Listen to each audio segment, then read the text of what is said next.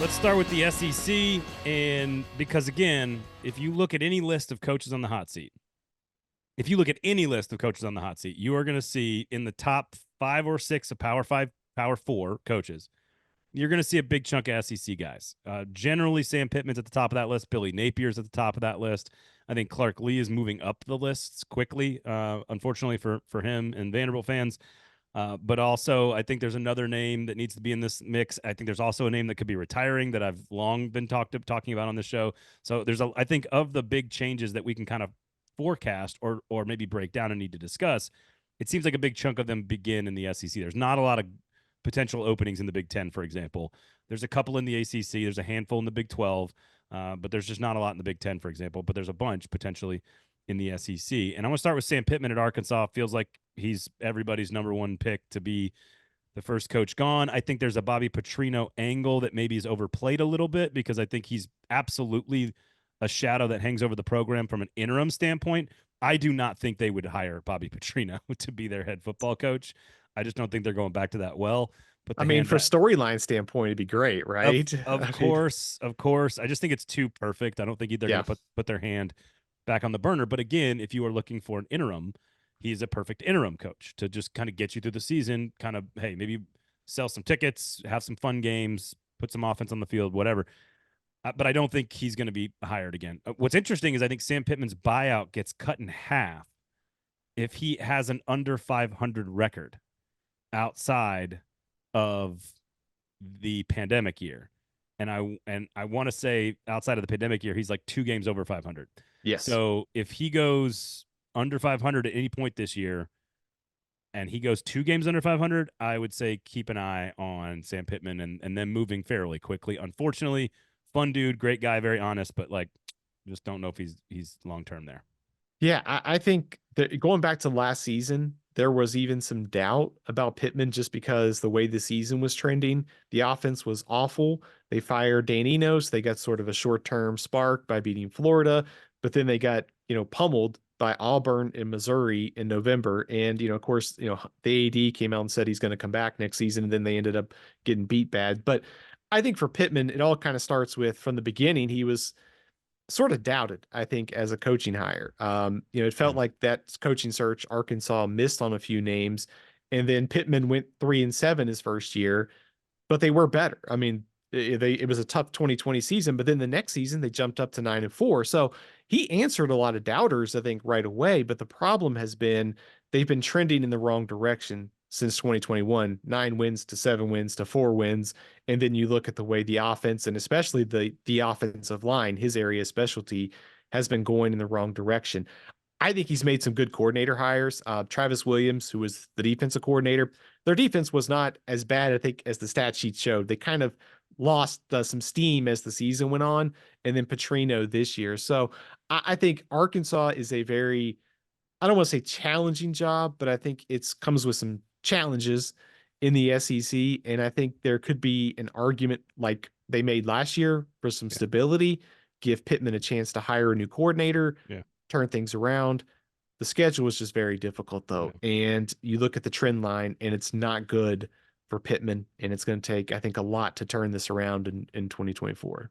And buyout information is good information to have, but at the end of the day, we just learned last year that if you've got enough money, you can fire anybody you want. Yeah. And so I don't know if he makes it to the end of October, to be honest with you. I think as soon as his record is under 500, they've got a baked-in excuse to make a move, and they've got a very good interim coach sitting right there, and then they can begin the process to find somebody.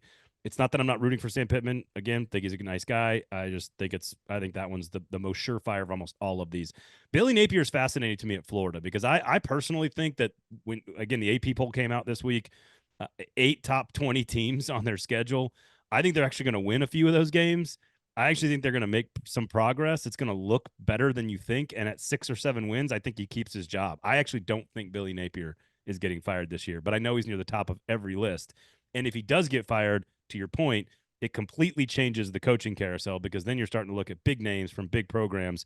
I just don't know. I just don't know if it happens because I think there's a small collection of boosters at Florida, and they're not putting any pressure on Scott Strickland right now, the athletic director, who might have to get fired too if he has to fire Billy Napier. Key word, right now.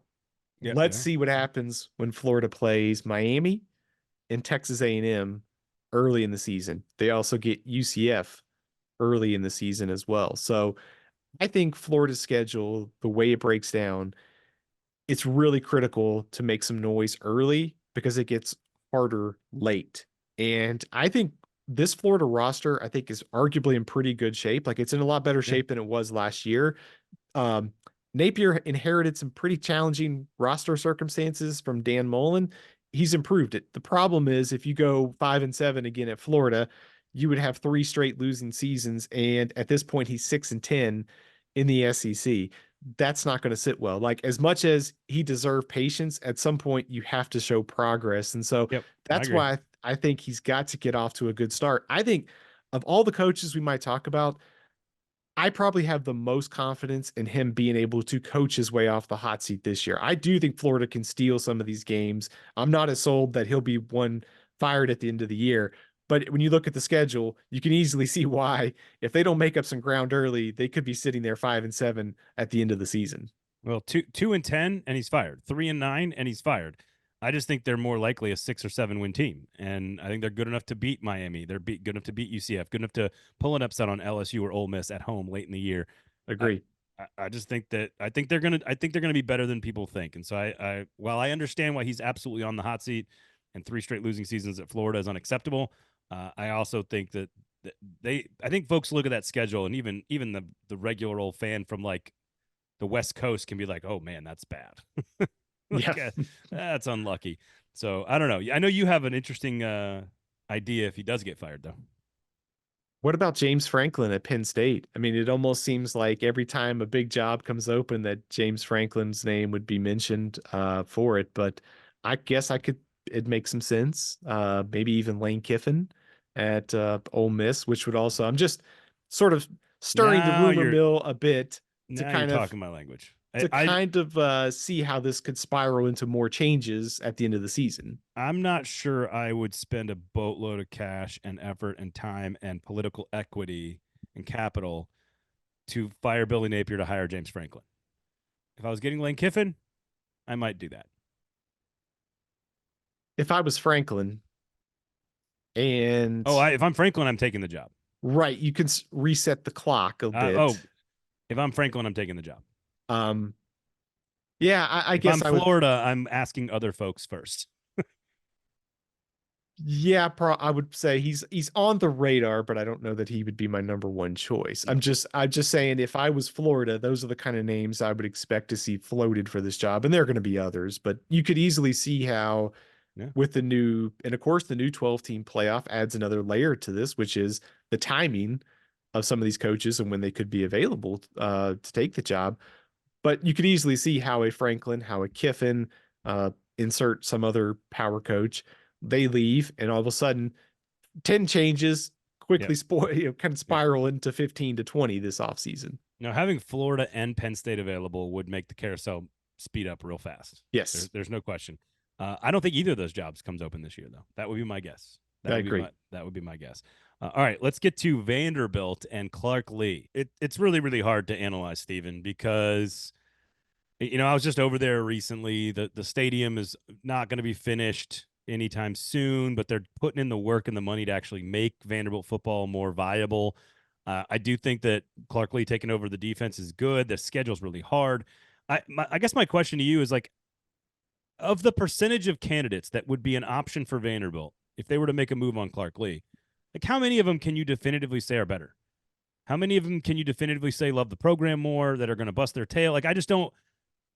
I feel like if Clark Lee is going to be a bridge coach from the old Vanderbilt to the new Vanderbilt, why not let him finish the job while you're building the NIL and building the stadium and trying to build infrastructure? I don't know.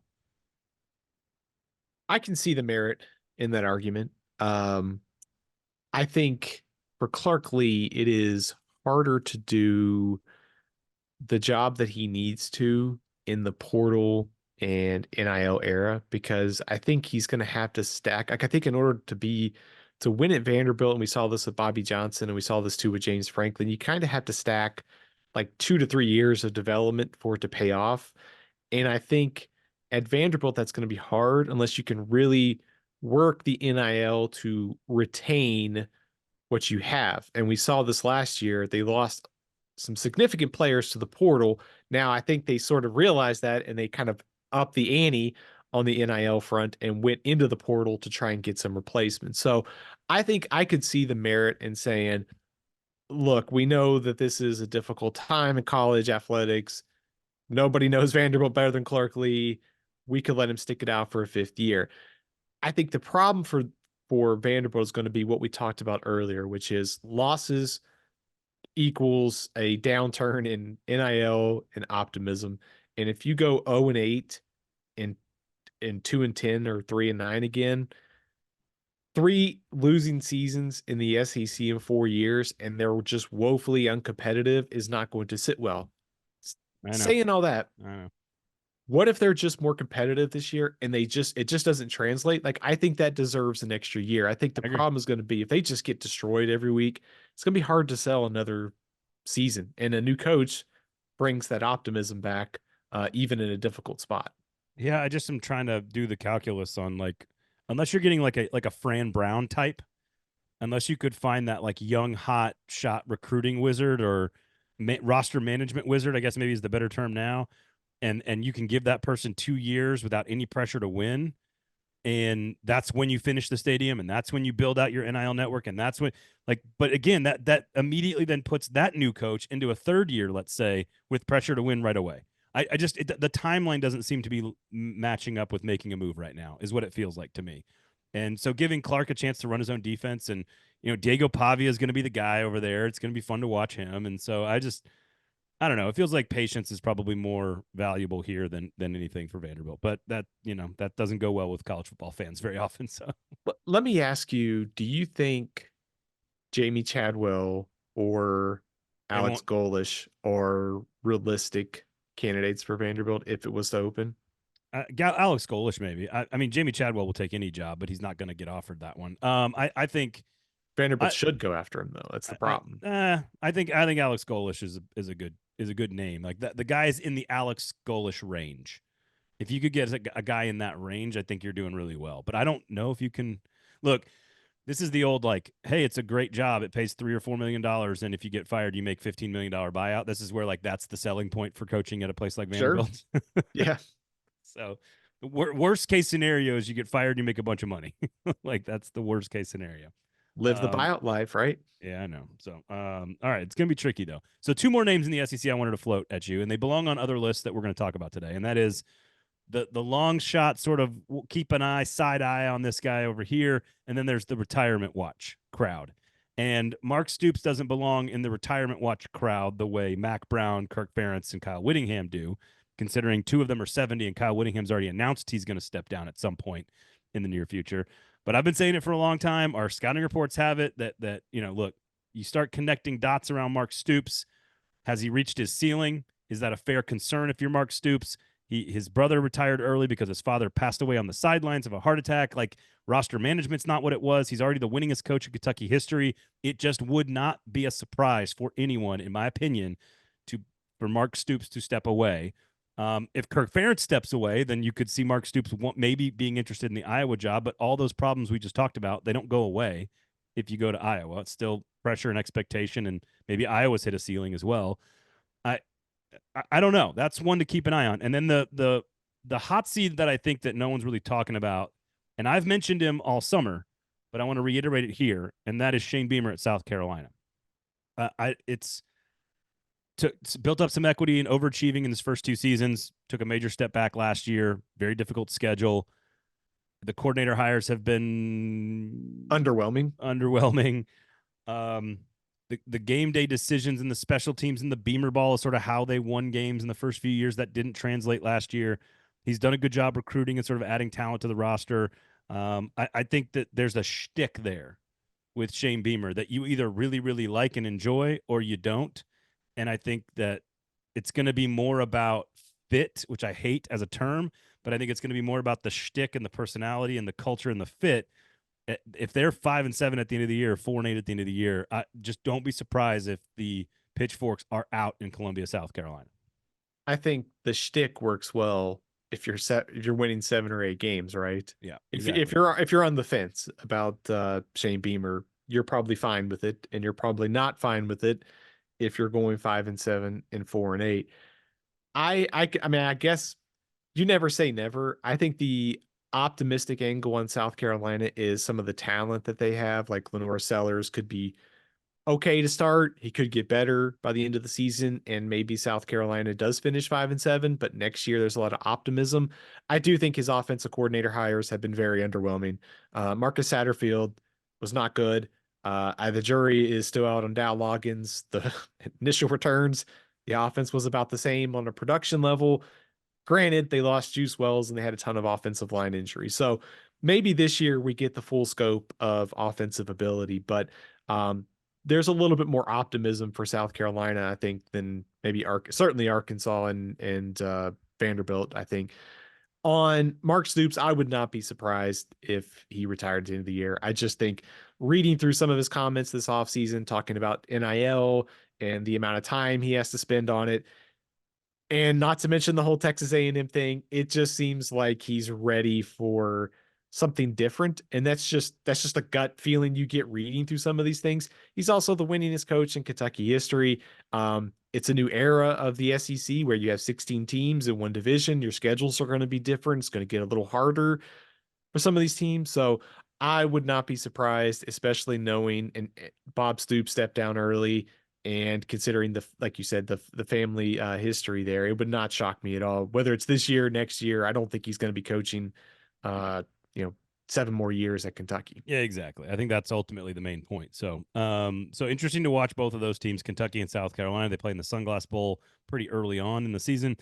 So keep an eye on that one. Otherwise, I think the only opening you could have in the conference is maybe Missouri if Eli Drinkwitz wants to say the Penn State job. And honestly, Yeah, Eli Drinkwitz should have been a name we mentioned with Florida. I was going to say Florida. Yeah, if Florida comes open, Eli should be a guy that is mentioned. But if James Franklin hypothetically were to leave Penn State for anything, Penn State would come calling, I think, to Eli Drinkwitz. I think I think they'd be smart too. Yeah, that would be my gut instinct. Okay, so that's the SEC. There you go, hot seat and retirement and wild cards there with the SEC.